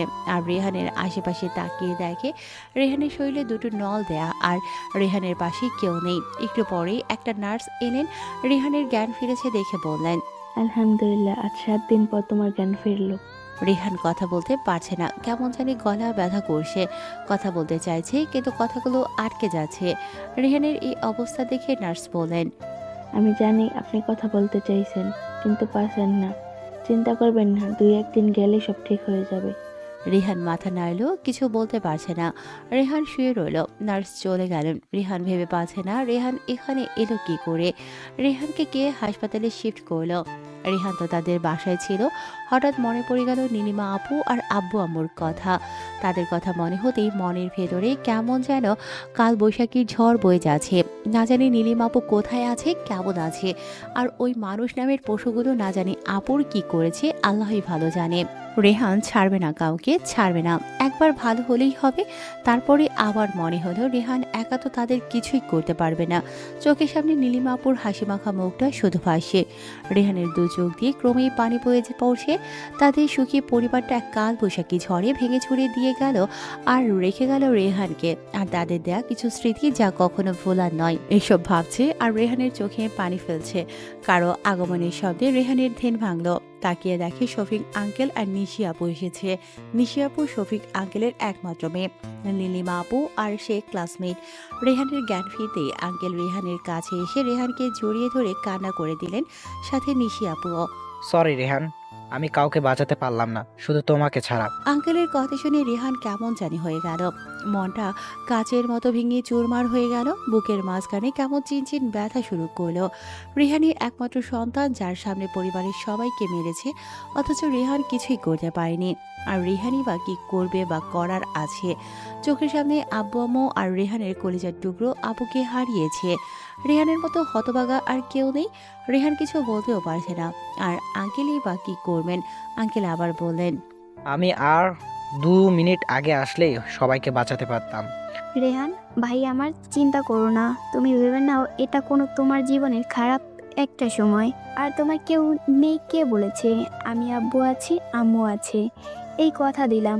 আমি কখনো তোমার আপুর অভাবটা বুঝতে দিব না। তাদের কান্নাকাটি দেখে ডাক্তার বলল, স্যার, আপনারা এভাবে কান্নাকাটি করলে রোগীর সমস্যা হবে। এমনিতেই অনেক সমস্যা আছে, প্লিজ বোঝার চেষ্টা করুন। ডক্টরের কথা শুনে আঙ্কেল কান্না থামালেও নিশি আপু কান্না করেই যাচ্ছে। ডাক্তার বলল, আপনারা আমার চেম্বারে আসুন। আমি থাকি। না, আসুন, তাকে একা থাকতে দিন। এমনিতেই সে অনেক মানসিক চাপে আছে। আর আপনারা এমন করলে রোগীর বড় ধরনের সমস্যা হতে পারে। নিশি আপু আর কিছু বললেন না, ডক্টরের সাথে চলে গেলেন। রেহান আজ থেকে একা হয়ে গেল। কতই না জ্বালিয়েছে সবাইকে। আম্মুর কথাগুলো এখনই রেহান শুনতে পাচ্ছে। এমন জ্বালাচ্ছিস, তো যখন থাকবো না তখন দেখবি কেমন লাগে। সত্যি আজ অনেক কষ্ট হচ্ছে। তোমরা তো ঠিকই চলে গেলে। রেহানকে একা রেখে সেখানে রেহান শুধু কষ্টের মাঝে ভেসে বেড়াচ্ছে। সেদিকে তাকায় শুধু কষ্ট আর সেই পুরনো স্মৃতি ছাড়া কিছুই দেখতে পায় না। কেন রেখে গেলেও রেহানকে এই কষ্টের সাগরে বুক ফেটে কান্না আসছে, কিন্তু কাঁদতে পারছে না। দেখতে দেখতে 7 দিন চলে গেল। রেহানের গলাটাও ঠিক হয়ে গেল, তবে পুরোপুরি না, কিছুটা আছে। হাসপাতালে এই 7 দিন নিশি আপু রেহানকে রেখে কোথাও যায়নি, রেহানের পাশেই থেকেছে। এরই মাঝে আন্টিও এসে রেহানকে দেখে গেছে। আন্টি রেহানকে আগে থেকেই অনেক আদর করত। রেহান সুন্দর। রেহান যখন অজ্ঞান ছিল তখন নাকি সাগর আর সাকিব এসেছিল। নিশি আপুর আর কোনো ভাই বা বোন নেই, সে শুধু একা। রেহানকে পেয়ে যেন নিশি আপু আকাশের চারটায় পেয়েছেন। আরও 2 দিন কেটে গেল, তখন রেহান মোটামুটি সুস্থ হয়েছে। আজ হাসপাতাল থেকে রিলিজ করে দিয়েছে। রেহানকে বাসায় নিয়ে যাওয়া হলো। আন্টি রেহানকে দেখে কান্না করে দিলেন আর বলল, আয় বাবা। আম্মু একদম কাঁদবে না। আন্টি কান্না বন্ধ করে দিল। নিশি আপু রেহানকে একটা রুমে নিয়ে এলো আর রেহানকে শুইয়ে দিল আর বলল, আমি ফ্রেশ হয়ে আসি। ঠিক আছে। নিশি আপু ফ্রেশ হতে গেল। নিশি আপু একদম রেহানের নীলিমা আপুর মতো সবসময় খেয়াল রাখে। রেহান জানে না এই কেয়ারগুলো কতদিন থাকবে। নিশি আপু ফ্রেশ হয়ে রেহানকে ফ্রেশ হতে বলল, যা ভাই, ফ্রেশ হয়ে আয়। হুম। আমি আসবো। না, আমি পারবো। ঠিক আছে। রেহান ফ্রেশ হতে গেলেন আর ফ্রেশ হয়ে আসতে নিশি আপু বলল, রেডি হয়ে নে, আমি খাবার নিয়ে আসছি। বলেই নিশি আপু চলে গেলে রেহান রেডি হয়ে নিল। আপু খাবার নিয়ে চলে এলেন আর রেহানকে খাইয়ে দিল। তারপরে রেহানকে ওষুধ খাইয়ে দিল। এভাবে 4 দিন চলে গেল। আজকে রেহানের নীলিমা আপুর কথা খুব মনে পড়ছে, তাই কাউকে না জানিয়ে নিশি আপুদের বাসা থেকে বেরিয়ে তাদের বাসার দিকে রওনা দিল। নিশি আপুদের বাসা থেকে তাদের বাসা প্রায় 10-15 মিনিটের পথ, তাই হেঁটেই রওনা দিল। তাদের বাসার কাছাকাছি আসার পর সবাই রেহানের দিকে তাকিয়ে আছে। সেদিকে রেহানের কোনো খেয়াল নেই। রেহান তাদের বাসার গেটের সামনে আসতেই চোখ দিয়ে পানি গড়িয়ে পড়তে লাগলো। রেহান সোজা উপরে আব্বু আম্মুর রুমে গেল আর গিয়ে দেখলো ফ্লোরে এখনো রক্ত লেগে আছে। রক্ত দেখে রেহান নিজেকে আর কন্ট্রোল করতে পারে না, সোজা হাঁটু গেড়ে বসে কান্না করতে লাগলো। রুমের চারদিকে তাকিয়ে দেখতে লাগলো। এক কোনায় দেখে একটা ফোন পড়ে আছে। কাছে গিয়ে দেখে নীলিমা আপুর ফোন। ফোনটা হাতে নিয়ে বুকে জড়িয়ে ধরে কান্না করতে লাগলো আর বলল, আপুরে, তোর ভাই তোকে ওই জানোয়ারদের হাত থেকে বাঁচাতে পারলো না রে। আমাকে ক্ষমা করে দে। আমাকে কেউ মারলে তুই তাদেরকে মেরে দিতিস আর বকা দিয়ে দিতিস। আমাকে কেউ কিছু করলে তুই তাদের থেকে দূরে রাখতি। কিন্তু দেখ, আমি কিছুই করতে পারলাম না রে। তোর জন্য কিছুই করতে পারলাম না। হঠাৎ রেহানের নাম ধরে কে যেন ডাক দিল। রেহান থমকে গেল। কণ্ঠটা পুরো নীলিমা আপুর। রেহান সেখান থেকে উঠে দৌড়ে আপুর রুমে গেল, কিন্তু না, কেউ নেই। নীলিমা আপুর রুমটা ঘুরে ঘুরে দেখতে লাগলো। হঠাৎ আপুর পড়ার টেবিলে চোখ পড়ল। সেখানে গিয়ে দেখলো একটা চিঠি। চিঠিটা এমনভাবে রাখা কেউ বুঝতে পারবে না, এমনভাবে রেখেছে। চিঠিটা হাতে নিয়ে দেখে উপরে লেখা ভাই। তার মানে চিঠিটা নীলিমা আপুর লেখা। চিঠিটা খুলে পড়তে লাগলো। চিঠিতে লেখা, ভাই, জানি না এই চিঠিটা তোমার হাতে পড়বে কিনা, জানি না। আর যদি পেয়ে থাকো তাহলে আমি হয়তো ওই আকাশের তারা হয়ে যাব। আর এই পৃথিবীতে থাকবো কি করে? এই পৃথিবীতে কোনো মানুষ নেই, সবাই পশু। আর আমি কোন মুখ নিয়ে বেঁচে থাকবো? বেঁচে থাকার মতো কিছুই রাখেনি শয়তানগুলো। একটা মেয়ের সবচেয়ে বড় সম্পদ হলো তার ইজ্জত। আর এই ইজ্জতে কেউ কালো দাগ ফেলে সেই মুখ নিয়ে কি সমাজে বেঁচে থাকা যায়? ভাই, একটা কথা বলি, কখনো কোনো মেয়েকে বিপদে পড়তে দেখলে তাকে সাহায্য করবে। জেনে রেখো, হয়তো সেই মেয়ের মাঝে আমি আছি। আমার এই কথাটা রেখো ভাই, যে কোনো মূল্যে। কেমন আছো ভাইয়া? হয়তো ভালো আছো, আমিও ভালো থাকবো ওই আকাশের তারা হয়ে। জানো রেহান, তোমাকে যখন মারছিল তখন আমার মনে হচ্ছিল প্রতিটা মার আমার গায়ে পড়ছে। আমার খুব কষ্ট হচ্ছিল, মনে হচ্ছিল আমার দেহ থেকে প্রাণটাই মনে হয় বেরিয়ে যাচ্ছে। কলিজাটা ছিঁড়ে যাচ্ছে। কোনোদিন তোমাকে মারিনি, আর ওই শয়তানগুলো তোমাকে কেমন করে মারছে তা আমার সহ্য হচ্ছিল না। তার ওপরে আব্বু আম্মুকেও হত্যা করলো। জানো, তখন মনে হয়েছিল আমিও মরে যাই। তোমাকে মারতে মারতে যখন অজ্ঞান করে ফেললো, তখন সেই মানুষ নামের জানোয়ারগুলো আমাকে নিয়ে গেল তাদের কাছে, আর আমার উপর শারীরিক নির্যাতন করছে, আমাকে অনেক কষ্ট দিয়েছে। আমার অনেক কষ্ট হয়েছিল। আমি কষ্ট সহ্য না করতে পেরে অজ্ঞান হয়ে যাই। তারপরেও আমাকে ছেড়ে দেয়নি। আর যখন জ্ঞান ফেরে, তখন আমার শরীরে কোনো কিছুই ছিল না। আমি উঠে দাঁড়াতেও পারছিলাম না। তারপরেও অনেক চেষ্টা করে সেখান থেকে উঠে কাপড় পরে কোনো রকম পালিয়ে বাসায় আসি। আর এসে আব্বু আম্মু আর তোমাকে পেলাম না। শুনছি আঙ্কেল তোমাকে হাসপাতালে নিয়ে গেছে, আর আব্বু আম্মু কেউ বেঁচে নেই। শত কষ্টের মাঝেও তখন একটু খুশি হয়েছি যে তোমাকে হাসপাতালে নিয়ে যাওয়া হয়েছে। জানো, আমার অনেক স্বপ্ন ছিল, কিন্তু সেগুলো আর পূরণ হলো না। তা নিয়ে আমার কোনো কষ্ট নেই। পরিশেষে বলতে চাই, যদি কখনো আমার লেখা এই চিঠি পড়ো, তাহলে একটা কথা বলতে চাই, যে মানুষগুলো আমাদের সুখের পরিবারটা শেষ করে দিয়েছে, তাদেরকে কোনোদিন ছেড়ে দিও না।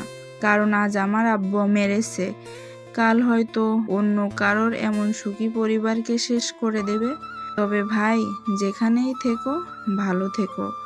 আর যদি আমার কথা মনে হয়, তখন ওই আকাশে যেখানে শুধু দুটো তারা দেখবে, তার আশেপাশে কোনো তারা থাকবে না। ভেবে নেবে সেই দুইটা তারা, একটি তুমি আর একটি আমি। তখন দুজনে কথা বলবো, ভাইয়া ভাইয়া ভাইয়া। চিঠিটা পড়ে রিহান চিৎকার করে বলতে থাকে, ভালো নেই রে আপু, তোর ভাই ভালো নেই।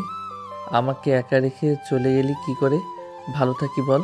যে ভাইয়ের একটু কষ্ট হলে তুই কান্না করতি, আর আজ সেই ভাই অনেক কষ্টে আছে। এখন কি করবি আপু? একটু কান্না করতে ইচ্ছে করে না? তোরা সবই স্বার্থপর। আমাকে একা রেখে তোরা খুব সুখে আছিস রে আপু, ভালো থাকিস ওপরে। রেহান এসব বলছে আর কান্না করছে। এই সময় রেহানের কাঁধে কারো হাত স্পর্শ করল। রেহান সাথে সাথে চমকে ওঠে, তার পিছনে তাকিয়ে দেখে সাকিব আর সাগর। তাদের দিকে তাকিয়ে দেখে তারাও কান্না করছে। তারা দুজন রেহানকে জড়িয়ে ধরে হু হু করে কান্না করে দিল আর বলে, কাঁদিস না রোহান। আমরা আছি তো। রেহান কোনো কথা বলতে পারছিল না, শুধু কান্না করেই যাচ্ছে। সাকিব বলে, শান্ত হ। কি করে শান্ত হব বল? আমার চোখের সামনে আব্বু আম্মুকে মেরেছে, আমার আপুকে ওরা। কি করবি বল, তোর কপালটাই খারাপ। তা না হলে সাগর, চুপ করবি? দেখছিস এমনি মন মেজাজ ভালো নয়, তারপরেও তুই। ঠিক আছে, আব্বু আম্মু আর আপুর কবর কোথায় দিয়েছে রে? চল। রেহান তাদের সাথে গেল আব্বু আম্মু আর আপুর কবরের পাশে। কবরগুলো দেখে খুব কান্না পাচ্ছে রেহানের। আম্মু একদিন বলেছিলে না যে যখন আমি থাকবো না তখন কাকে জ্বালাবি? সত্যি আম্মু, আর কেউ তো নেই, কাকে জ্বালাবো? আব্বু, তুমি না বলেছিলে আমি খুব দুষ্টামি করি? এই দেখো আমি কান ধরছি, আর কোনো দিন দুষ্টামি করব না। প্লিজ আমার কাছে ফিরে এসো না। দেখো তোমার ছেলের খুব কষ্ট হচ্ছে। আপু, তুই না বলেছিলি আমি নাকি তোর সব কিছুই? তাহলে আমাকে রেখে তুই চলে গেলি কেন? এসব বলছে আর কান্না করছে। রেহানের মাথাটা কেমন জারি করছে, দু চোখে কিছুই দেখতে পারছে না। সাগর, আমার এরকম লাগছে কেন? কিরকম লাগছে তোর? তুই ঠিক আছিস তো? আমাকে একটু ভালো করে ধরে রাখতো। সাগর, পানি নিয়ে আয়। তোকে ধরে রাখছি। ভালো করে ধর। সাগর পানি নিয়ে এলো আর রেহানের মাথায় পানি দেয়। কিছুক্ষণ পরে কিছুটা স্বাভাবিক হলে রেহানকে বলে, তুই ঠিক আছিস? হ্যাঁ রে, এখন ঠিক আছে। চল আমাদের বাসায় যাই। না রে, নিশি আপু হয়তো টেনশন করছে অনেকক্ষণ ধরে বাসার বাইরে। ঠিক আছে, চল তোকে দিয়ে আসি। ঠিক আছে। রেহান তাদের সাথে বাসায় এলে নিশি আপুদের বাসার কাছাকাছি আসতেই দেখলো আঙ্কেল আর নিশি আপু রেহানকে খুঁজছে। দূর থেকে রেহানকে দেখে নিশি আপু দৌড়ে রেহানের কাছে আসে আর বলে, কোথায় গিয়েছিলি? আমাদের বাসায় গিয়েছিলাম। আমাকে বলে গেলে কি হতো? আর যদি নেতার লোকেরা তোকে দেখে নিত, তাহলে তোকেও তাদের কাছে পাঠিয়ে দিত। আর তোর শরীর ভেজা কেন? ওর মাথাটা কেমন করছিল, মাথায় পানি দিয়েছি তো তাই শরীর ভিজে গেছে। তুই ঠিক আছিস? হুম। তুই যে একা গিয়েছিলি, তখন ওরা যদি তোর কিছু করে ফেলতো তখন? নিশি, ওকে বাসায় নিয়ে যাও। তোমরাও চলো। না আপু, না, চলো। আরেকদিন। বলেই তারা চলে গেল। নিশি আপু রেহানকে বাসায় নিয়ে এলো। বাসায় আসার পরে নিশি আপু রেহানকে বললেন, এরপর আর কোথাও একা যাবি না, আর আমাকে বলে যাবি, কেমন? হুম। ফ্রেশ হয়ে আয়, খাবি। হুম। রেহান ফ্রেশ হতেই চলে গেল। এইভাবে কাটতে লাগলো রেহানের দিনগুলি। রেহান আবার নিয়মিত কলেজে যাওয়া শুরু করে দিল। এভাবে 2 বছর চলে গেল। এরই মাঝে নিশি আপুর বিয়ে হয়ে যায়। বিয়ের দিন নিশি আপু অনেক কেঁদেছে রেহানকে জড়িয়ে ধরে। রেহান যে কাঁদেনি তা নয়, রেহানও কেঁদেছিল, কারণ নিশি আপুর মাঝে রেহান তার নীলিমা আপুকে খুঁজে পেয়েছিল। নিশি আপুর বিয়ের পর থেকে রেহান নিশি আপুদের বাসায় যাওয়া বন্ধ করে দিয়েছে। তবে মাঝে মাঝে যায়, আন্টি কান্নাকাটি করে ফোন দিয়ে বাসায় যাওয়ার জন্য বলে, কিন্তু রেহান যায় না। ওখানে গেলে কেমন কেমন যেন লাগে। আসলে রেহানের কপালটাই খারাপ। তা না হলে রেহানের আপন মানুষগুলো রেহানকে রেখে দূরে চলে যায়।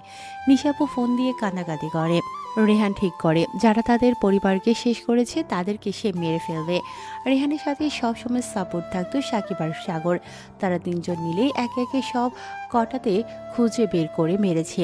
শুধু একজন বাকি, সে হলো যে আব্বু আম্মুকে গুলি করেছে। সে 10-15 দিনের মধ্যে 5 জনকে মেরেছে, তাও আবার শহরের সবচেয়ে বড় ব্যবসায়ী নাসিমের কর্মকর্তাদের।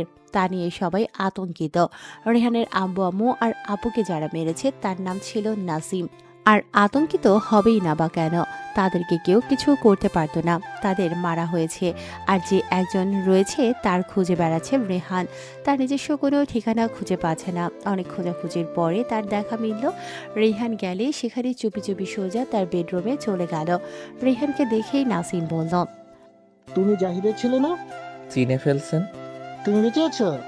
বেঁচে আছি, শুধু আপনাকে মারবো বলে।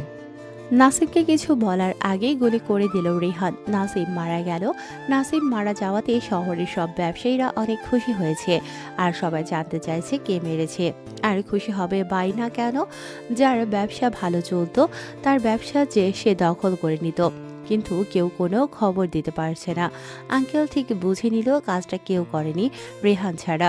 আঙ্কেল হঠাৎ রেহানকে থানায় ডাকে। রেহান থানায় যাওয়ার পরে আঙ্কেল বলে, কেমন আছো? ভালো। আপনি? আগে ছিলাম না, কিন্তু এখন ভালো আছি। মানে? নাসিমকে মেরেছে তাই। আপনি কি করে জানলেন এর পিছনে আমার হাত রয়েছে? আমার সাথে চালাকি করে লাভ নেই। আর সবাই তো খুশি হয়েছে নাসিম মরে যাওয়াতে। সবাই তোমাকে দেখতে চাইছে। আমি সব ব্যবসায়ীদেরকে আমার বাসায় ডেকেছি। তুমি ও থেকো। ও যে কাজের জন্য ডাকা হয়েছে। জি, বলেন। আঙ্কেল রেহানকে কিছু ছবি দিয়ে বলে, তোমাদেরকে একটু দেখো। ঠিক আছে। বলেই ছবিগুলো নিয়ে চলে এলো আর কাজে লেগে গেল। রাতে আঙ্কেল ফোন দিয়ে বাসায় যেতে বললেন। রেহান সাকিব আর সাগরকে নিয়ে আঙ্কেলের বাসায় যেতেই সবাই তাদের দিকে তাকিয়ে আছে। আর থাকবে পাই না কেন? যে কাজ করেছে তাতে তো তাকিয়ে থাকার কথা। সবাই রেহানদেরকে শুভেচ্ছা জানালো। আর সে থেকেই রেহান হয়ে উঠল একজন মাস্তান। তবে রেহান কারো ক্ষতি করেনি। ক্ষতি করেছে তাদের যারা মানুষের ক্ষতি করে। কোনো মেয়েকে কোনো ছেলে ধর্ষণ করলে তাকে শেষ করে দেয়। কারণ নীলিমা আপু বলেছে কোনো মেয়ে এমন পরিস্থিতির শিকার হলে তার মাঝে আপুকে খুঁজে পাওয়া যাবে। তাই কোনো মেয়েকে ডিস্টার্ব করলে রেহানের মাথায় ঠিক থাকে না। এইটুকুই রেহানের অতীত, যা সে নীলাকে বলছিল। রেহান তার অতীতের কথাগুলো বলছিল আর চোখ দিয়ে পানি বয়ে পড়ছিল। রেহানের কথা শুনে নীলাও কান্না করছে আর রেহানের দিকে পদক্ষীণভাবে তাকিয়ে আছে। রেহান তা খেয়াল করে যে নীলা তার দিকে তাকিয়ে আছে। রেহান তার চোখের পানি মুছে বলে, কি হলো নীলা, কান্না করছো কেন? আসলে আমি কখনো ভাবতে পারিনি যে তোমার মনে এত কষ্ট লুকিয়ে আছে। আসলে রেহান, তুমি কি করে পারো এত কষ্ট মনের মাঝে রেখে সবার সাথে হাসি খুশি থাকতে? তোমাকে দেখে কেউ বুঝবে না যে তোমার পেছনে এত খারাপ একটা সময় গেছে। সরি রেহান, আমি কখনোই জানতাম না। সরি। সরি কেন? তোমার পেছনের দিনগুলো মনে করিয়ে দেওয়াতে এরকম কিছু একটা হবে আগে জানলে কখনো এরকম করতাম না। তোমার খুব কষ্ট হচ্ছে তাই না? বলে নীলা কান্না করে দিল। রেহান কি করবে ঠিক বুঝে উঠতে পারছে না। নীলা কি হয়েছে, কান্না করছো কেন? নীলা প্লিজ কান্না থামাও। আমি খুব খারাপ, আমার জন্য আজকে তুমি অনেক কষ্ট পাচ্ছ। আরে তোমার জন্য কষ্ট পাবো মানে? আমি যদি না বলতাম তাহলে তুমি এই কথাগুলো আমাকে বলতে না, আর তোমার কষ্টও হতো না। আজকে আমার জন্য খুব কষ্ট হচ্ছে, সরি রেহান। আরে এবার কান্না থামাও না। নীলা কান্না করতে করতে বাসায় চলে গেল। রেহান বুঝে উঠতে পারছে না কি করবে।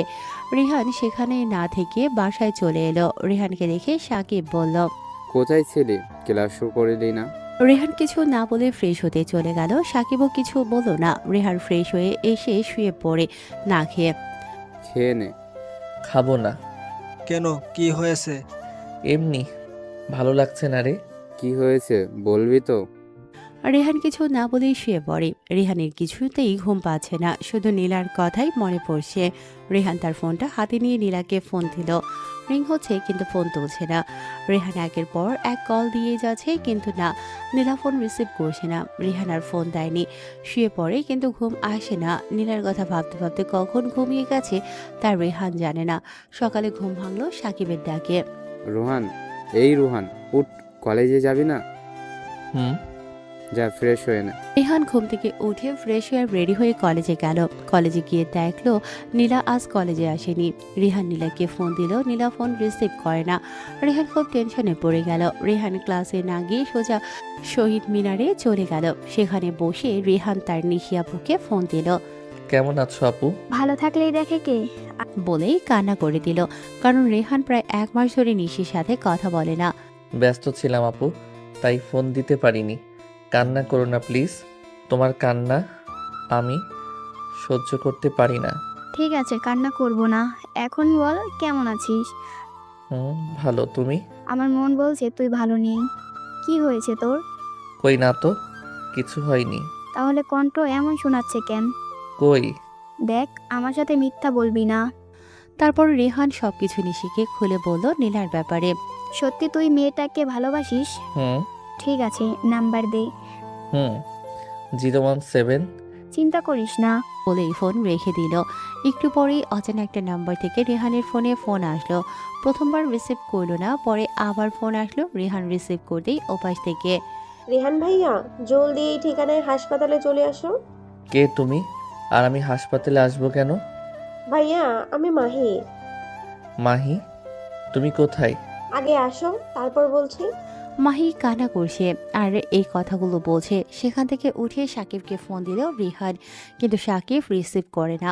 সাগরকে ফোন দিতেই সাগর রিসিভ করে। সাকিবকে নিয়ে সোজা এই হাসপাতালে চলে আয়। কেন? পরে বলছি, তাড়াতাড়ি এই হাসপাতালে চলে আয়। বলেই রেহান ফোন রেখে দিলেন। রেহান হসপিটালের দিকে রওনা দিল। অর্ধেক পথ পর্যন্ত আসতেই রেহান সামনে রাজুরা এসে দাঁড়ায়। রেহান বলে, কি রে তোরা? আমি জানি আমাদেরকে তুই মেরেছিলি। সেদিন আমাকে মেরে খুব হিরো সেজেছিস সবার সামনে। আজ আমি তোকে মেরে হিরো সাজবো। দেখ, আজকে আমাকে যেতে দে, তারপরে না হয় তুই আমাকে মারিস। আমি কিছু বলবো না।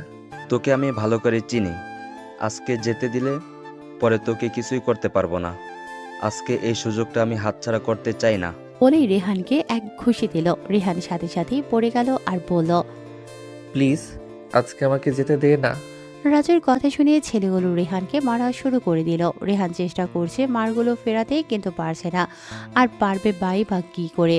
সে একা আর ওরা 4 জন। একজন কি 4 জনের সাথে পারে? এদিকে সাকিব আর সাগর রেহানকে ফোন দিয়েই যাচ্ছে, কিন্তু রেহান ফোন ধরছে না।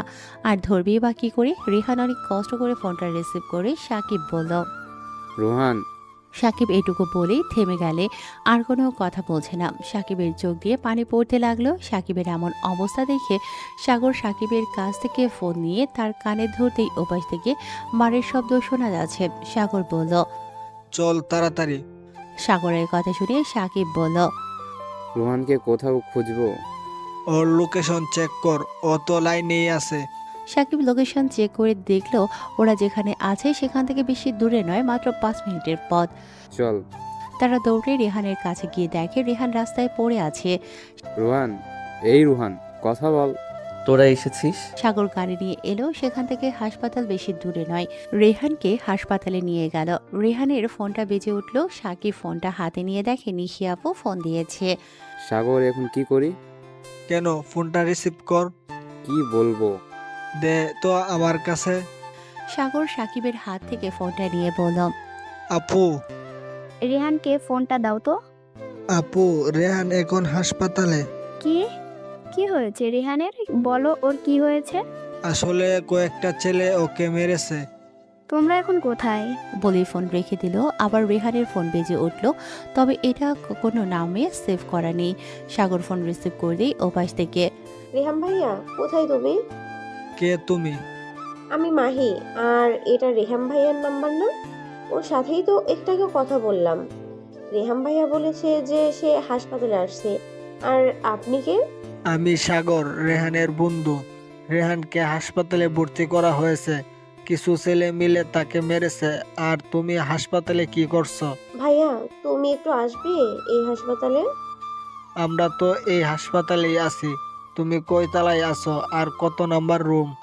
দোতলায় 203। ঠিক আছে, আমি আসছি। কে ফোন দিয়েছিল? নীলার ছোট বোন। ও, তুই তাক, আমি আসছি। সাগর রেহানের ফোনটা সাকিবের কাছে দিয়ে মাহির কাছে গেল। 203-এ নক করতেই মাহি এলো। কি হয়েছে মাহি? ভাইয়া আপু আজ সকালে অজ্ঞান হয়ে গেছে। কেন, কি হয়েছিল? আপু কাল কলেজ থেকে বাসায় আসার পর থেকেই রুমে দরজা বন্ধ করেছিলেন।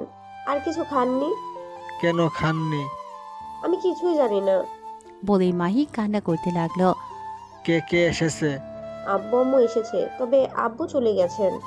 আর রেহান ভাইয়ার কি হয়েছে? তেমন কিছু না। আমি রেহান ভাইয়াকে দেখব। তোমার আম্মু কিছু বলবে না? তুমি দাঁড়াও, আমি আম্মুকে বলে আসছি। সাগর দাঁড়িয়ে আছে আর মাহি ভেতরে গেল আর চলে এলো। চলো। চলো। সাগর মাহিকে নিয়ে রেহানের কাছে এসে দেখে নিশি আপু আর আব্বু আম্মু চলে এসেছে। সাগরের সাথে মাহিকে দেখে নিশি বলে, সাগর, মেয়েটা কে? ও নীলার বোন। নিশি নীলার কথা শুনে বুঝে গেল এই সেই নীলা যার কথা রেহান তাকে বলেছে। নিশি মাহিকে তার কাছেই নিয়ে গেল আর বলল, তোমার নাম কি? আমার নাম মাহি। তুমি কোন ক্লাসে পড়ো? আমি 4th শ্রেণীতে পড়ি। ও আচ্ছা, তোমার নাম কি? আমার নাম ইসি। তুমি এখানে কি করছো? আপু অসুস্থ, তাই আমি এখানে এসেছি আম্মুর সাথে। ও, তোমার আপুর কি হয়েছে? জানি না, হঠাৎ অজ্ঞান হয়ে যান। তারপরে আমি এখানে নিয়ে আসি। ও। মাহি নিশির কাছে থেকে সাগরের কাছে এসে বলল, সাগর ভাইয়া আমাকে আম্মুর কাছে নিয়ে চলো। চলো। সাগর, তুমি এখানে থাকো, আমি মাহিকে নিয়ে যাই। ঠিক আছে আপু। মাহি চলো। নিশি আর মাহি চলে গেল। আর এখানে আছে সাগর, সাকিব আর নিশির আব্বু আম্মু। কিছুক্ষণ পরেই রেহানের জ্ঞান ফিরলো আর বলল, আন্টি আঙ্কেল আপনারা? রেহান তুমি ঠিক আছো? হুম। ছেলেগুলো কারা ছিল? ওরা আমাদের কলেজে পড়ে। তো মারলো কেন তোমাকে? আসলে ছেলেটা একটা মেয়েকে। কি দরকার শুধু শুধু ঝামেলা জড়ানো? তোমাকে কত বলছি, শুনুনি আমার কথা। ও আচ্ছা, ঠিক আছে। আপু কই? আসেনি? তোমার এই খবর পেয়ে নিশি আসবে না সেটা হয় কি? নিশি তো সবার আগে এসেছে। কই আপু? ওই মাহির সাথে গেল তার আব্বুকে দেখতে। মাহি মানে ঠিক বুঝলাম না। নীলাকে দেখতে গেছে। নীলার কি হয়েছে? আমি সঠিক জানি না, তবে মাহি বলল নীলা নাকি কালকে কলেজ থেকে ফিরে কিছু খায়নি আর না খেয়ে অজ্ঞান হয়ে গেছে, তাই এই হাসপাতালে আছে। আর নিশি আপু সেখানেই গিয়েছে নীলাকে দেখতে। সাকিব, রেহান, নীলাটাকে? মানে লজ্জার কিছু নেই বলো। আমি না তোমার আম্মু, তাহলে লজ্জার কি? আম্মু, আমি নীলাকে ভালোবাসি। ও আমাকে ভালোবাসে কিনা তা জানি না, তবে ওকে ছাড়া আমি একদম অচল। আরে এই কথা? ঠিক আছে, আমি নিশির আব্বুকে নিয়ে যাচ্ছি যাদের সাথে কথা বলার জন্য। তবে শর্ত একটা আছে। হ্যাঁ বলেন। সেই কবে থেকে বলছি তোমাকে আন্টি বলবে না, আম্মু বলবে। যদি রাজি থাকো তাহলে আমি এই বিষয়টা সামনে এগিয়ে নিয়ে যাব, আর তা না হলে এখানেই শেষ। আমার খুব ইচ্ছে হয় আপনাকে আম্মু বলতে, তারপরেও কোথায় যেন একটা বাধা আমাকে আটকে রাখে, বুঝতে পারি না।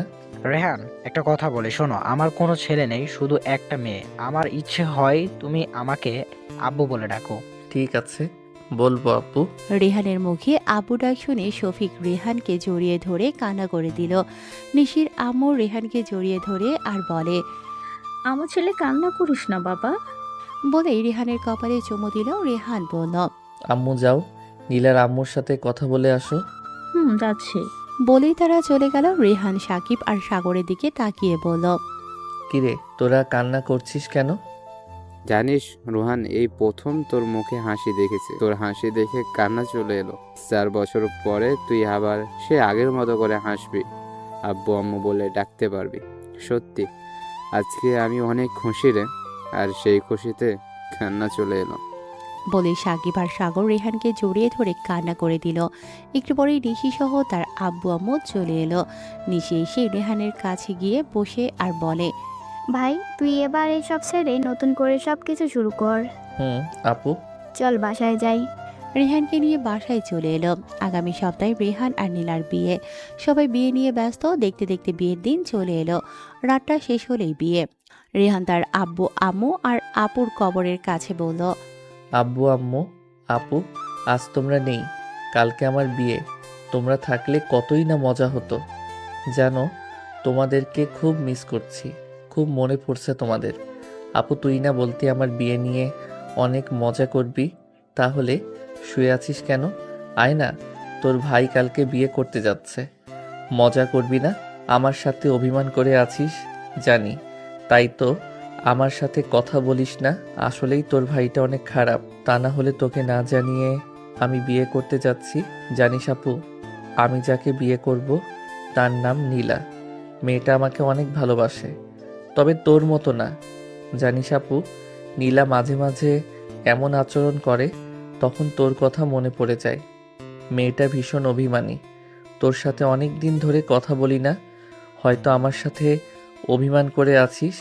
প্লিজ আমার সাথে অভিমান করে থাকিস না, খুব কষ্ট হয়। কালকে রাতে কথা হবে, তুই ওই আকাশের তারা হয়ে আমার সাথে কথা বলিস। আম্মু আব্বু, তোমার ছেলেকে একটু দোয়া করে দাও না, কালকে আমি নতুন জীবন শুরু করতে যাচ্ছি। বলেই রেহান চোখের পানি মুছে চলে এলো বাসায়। আজকে রিহানের বিয়ে। রেহানকে বররূপে সাজানো হলো। তারপর নীলাদের বাসার উদ্দেশ্যেও করে রওনা দিল। নীলাদের বাসায় যাওয়ার পরে বিয়ের সকল কার্য সম্পূর্ণ করে বউ নিয়ে বাসায় চলে এলো। বাসায় আস্তে আস্তে রাত হয়ে গেল। সবাই বউ নিয়ে ব্যস্ত আর রেহান ছাদে গিয়ে আকাশের দিকে তাকিয়ে তার আপুর সাথে কথা বলতে ব্যস্ত হয়ে পড়ে। 12টা বেজে গেছে। রেহানের সেদিকে কোনো খেয়াল নেই। হঠাৎ কারো উপস্থিতি টের পেয়ে রেহান পেছনে তাকিয়ে দেখে নীলা দাঁড়িয়ে আছে। নীলা রেহানের দিকে তাকিয়ে দেখে রেহানের গাল বেয়ে পানি পড়ছে। নীলা রেহানের কাছে এসে রেহানের চোখের পানি মুছে দিয়ে বলল, আজকের এই দিনে তুমি কান্না করছো কেন? আপুর সাথে কথা বলছিলাম, খুব মিস করছি, খুব মিস করছি। নীলা রেহানকে বুকে জড়িয়ে ধরে বলল, রিহান, আমি আছি তোমার সাথে সব সময়। আমার ভালোবাসা দিয়ে তোমাকে আগলে রাখবো, তবে জানি না কতটা আগলে রাখতে পারবো। শুধু তুমি আমার সাথে থাকলেই হবে। দিন আমাকে ছেড়ে যেও না রেহান। যাব না, কথা দিলাম। এইভাবে শুরু হলো রেহান আর নীলার জীবন। বেঁচে থাকুক পৃথিবীর সকল ভালোবাসা।